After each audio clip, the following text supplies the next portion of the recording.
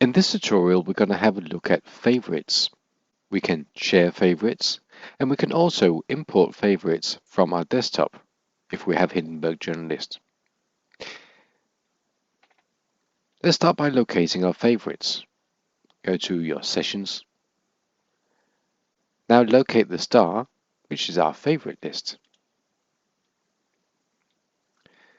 Right now we have a couple of clips in favorites. I'm going to need some help with this one.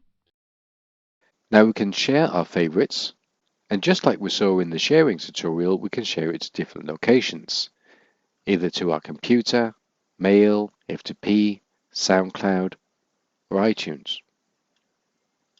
We even have OpenIn if we want to share it with another application. I can also share a favorite directly to Hindenburg.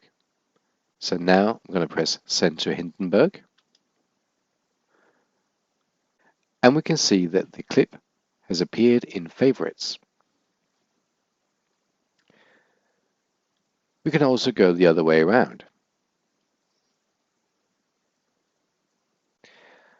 I can now, from my desktop, take in a clip and add that to my favorite list. And from favorites, I can say send to my iPhone.